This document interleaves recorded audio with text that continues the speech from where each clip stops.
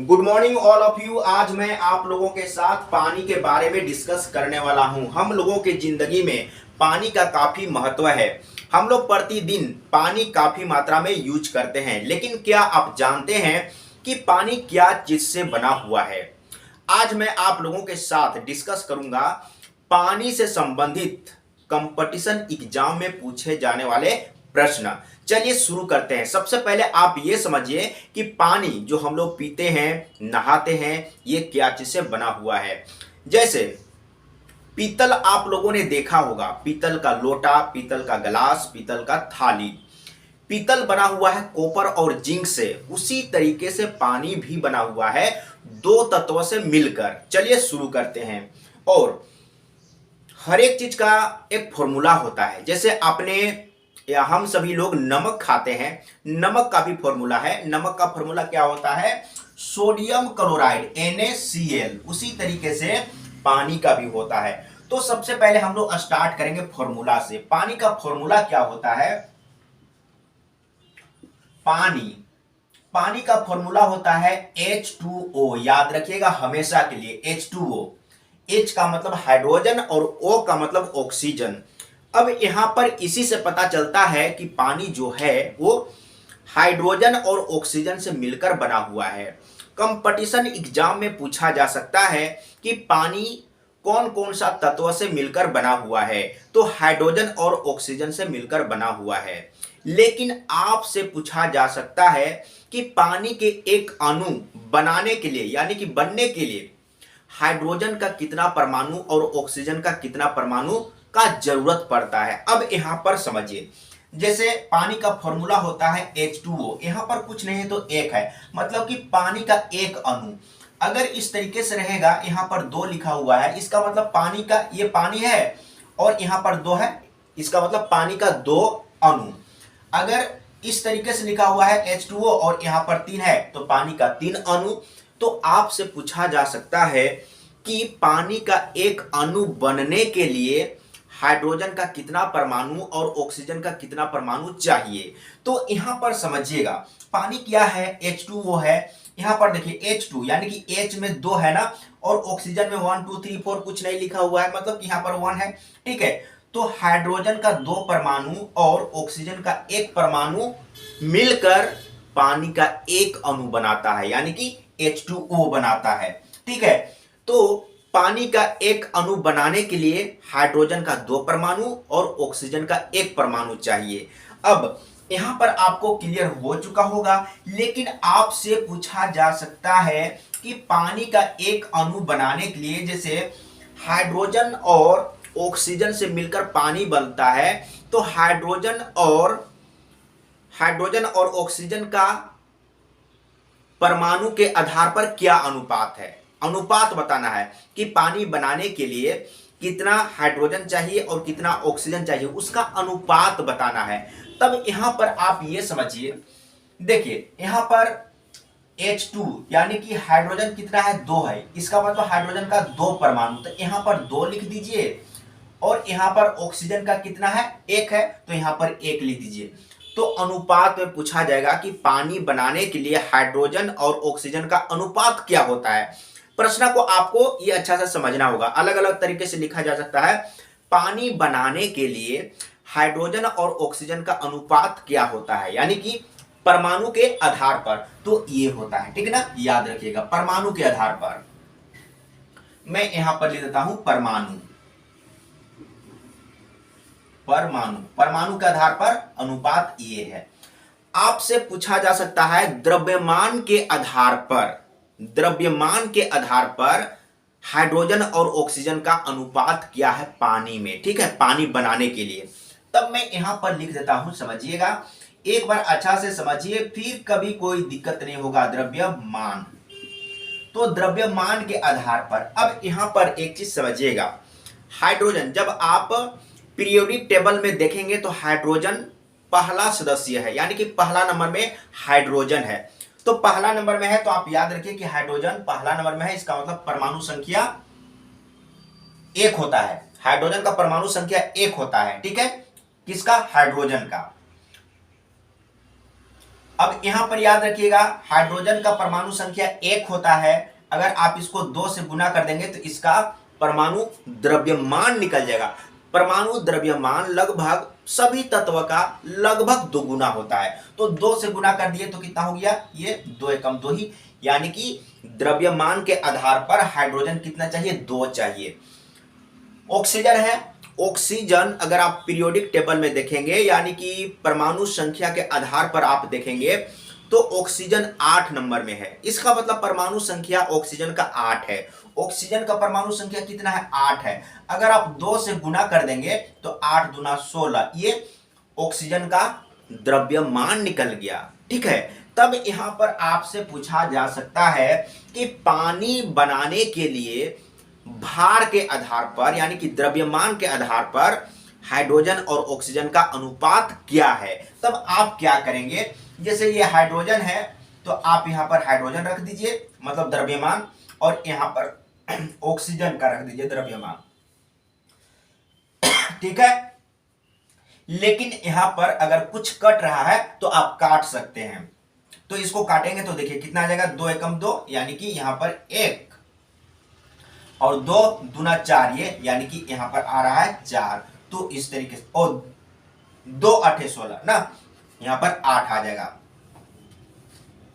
2 8 16। तब यहां पर आपको यह समझना है, फिर से मैं रिपीट कर देता हूं, यानी कि परमाणु संख्या के आधार पर हाइड्रोजन और ऑक्सीजन का अनुपात क्या है, तो 2 अनुपात 1।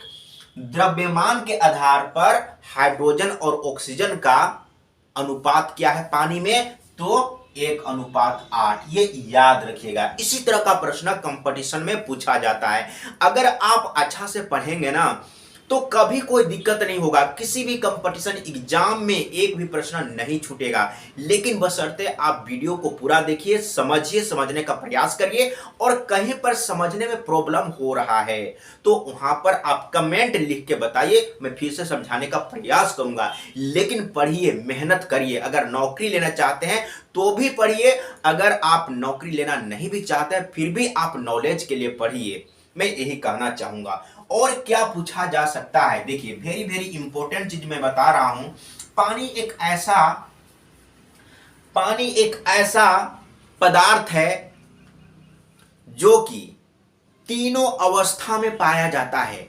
आपसे पूछा जा सकता है कि कौन ऐसा तत्व है, पानी को तत्व नहीं कहेंगे, कौन ऐसा चीज है, कौन ऐसा पदार्थ है जो तीनों अवस्था में पाया जाता है। कहने का मतलब कि लिक्विड अवस्था में, ठोस अवस्था में और गैसीय अवस्था में पाया जाता है। देखिए अब यहां पर समझिए, पानी तीनों अवस्था में पाया जाता है। पानी जब पानी है तो लिक्विड है, तरल है, लेकिन पानी जब जम जाएगा तो बर्फ बन जाएगा, बर्फ बन जाएगा। तो बर्फ क्या है, ठोस है, यानी कि पानी तरल भी है, लिक्विड है और ठोस भी है। अब पानी को हम लोग गर्म करेंगे तो भाप बन जाएगा, तो भाप भी क्या है, पानी ही है। तो पानी 3 अवस्था में पाया जाता है, तरल अवस्था में, ठोस अवस्था में और गैसीय अवस्था में। पानी तीनों अवस्था में पाया जाता है, यह भी पूछा जा सकता है। ठीक है, क्लियर हो चुका होगा। और वेरी वेरी इंपॉर्टेंट चीज है, एक चीज जो वेरी वेरी इंपॉर्टेंट है, याद रखिएगा, कितना डिग्री टेम्परेचर पर पानी का घनत्व सबसे ज्यादा होता है। पानी का घनत्व सबसे ज्यादा होता है, यह आपसे पूछा जा सकता है। तो याद रखिएगा, पानी का घनत्व सबसे ज्यादा होता है, मैं लिख देता हूं शॉर्टकट में, पानी का घनत्व, शॉर्टकट में लिख रहा हूं, 4 डिग्री सेल्सियस पर सबसे ज्यादा होता है। पानी का घनत्व सबसे ज्यादा कितना डिग्री टेम्परेचर में सबसे ज्यादा होता है, तो पानी का घनत्व 4 डिग्री सेल्सियस में सबसे ज्यादा होता है। अगर 4 डिग्री से 5 डिग्री हो गया तो घनत्व कम हो जाएगा, अगर 4 डिग्री से 3 डिग्री हो गया तो भी घनत्व कम हो जाएगा। समझ गए ना? तो पानी का घनत्व सबसे ज्यादा कितना डिग्री टेम्परेचर में होता है, तो 4 डिग्री सेल्सियस पर होता है। इसी तरह का प्रश्न पूछा जाता है। देखिए ये सीधा सवाल है, लेकिन इसी में थोड़ा सा घुमा फिरा के दे दिया जाएगा। आपसे पूछा जाएगा कि पानी को 3 डिग्री सेल्सियस से 8 डिग्री सेल्सियस तक गर्म कर रहे हैं। पहले प्रश्न को समझिए, पानी को 3 डिग्री सेल्सियस से 8 डिग्री सेल्सियस तक गर्म करना है तो क्या होगा। तब यहां पर समझिए, 3 बढ़ा रहे हैं ना, तो 3 डिग्री के बाद जैसे जैसे बढ़ेगा 4 degree, 5 degree, 6 degree, 7 degree, 8 degree होगा ना, तो 3 के बाद क्या है 4 डिग्री। अब यहां पर समझिएगा, देखिए, तो जब आप गर्म करना स्टार्ट किए तो सबसे पहले 4 डिग्री में जाएगा ना, 4 डिग्री पर जाएगा, तो 4 डिग्री में घनत्व क्या होता है सबसे ज्यादा, और 4 डिग्री से कम रहा तो भी घनत्व कम रहेगा, और 4 डिग्री से ज्यादा रहेगा तो भी घनत्व कम रहेगा। तो पहले घनत्व क्या होगा, बढ़ेगा, क्योंकि यहां पर कम है लेकिन यहां पर अधिक होगा ना। इसके बाद फिर से 4 डिग्री के बाद 5 डिग्री आएगा, तब क्या होगा, फिर से घनत्व कम होने लगेगा। यानी कि 3 डिग्री से 8 डिग्री तक पानी को गर्म कर रहे हैं तो क्या होगा, तो पहले क्या होगा, घनत्व बढ़ेगा।